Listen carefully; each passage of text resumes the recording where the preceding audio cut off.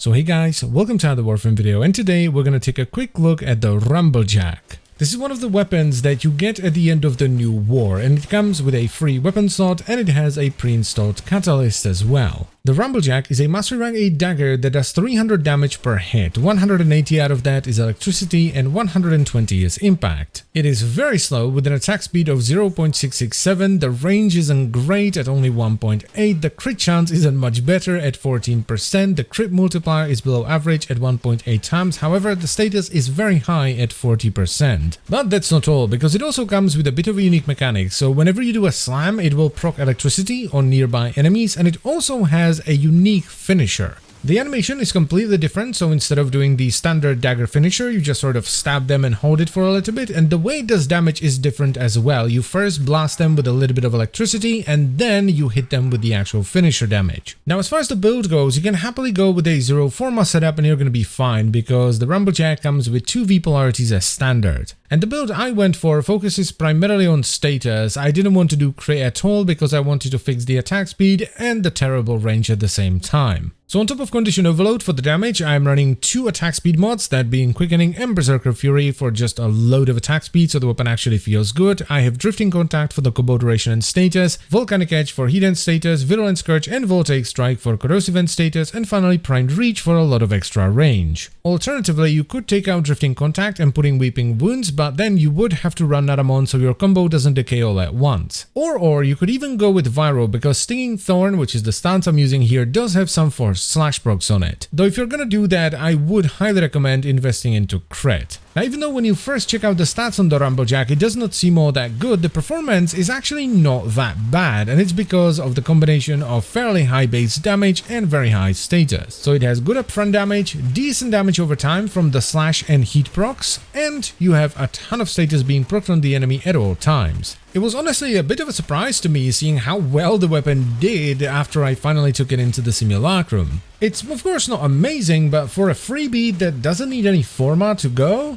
yeah, it's not too bad. There's really no need to debate whether or not this weapon is worth it, because as I've just mentioned, it's a freebie that doesn't require any Forma, so once you finish the new war, you can try it out, and if you like it, you can keep using it. That's pretty much it. I think it's a bit of a shame that, as far as I can tell, the finisher doesn't have more to it. You know, this being like a stun baton, it would be cool if the electricity from the finisher chained to nearby enemies, so you could like chain the finishers as well. But oh well, it is still a solid weapon, and I'm pretty sure that if you build it for finishers, you could easily cruise through the steel path with a blinding build or something like that. So if I were you, I would pick it up, I would play around with different builds, because you can play around with different builds thanks to the innate polarities, but if you don't like it, oh well, at least you got some mastery from it. And that is pretty much it, so I thank you very much for watching. As always guys, I hope you enjoyed the video and found it helpful, and I'll see you next time.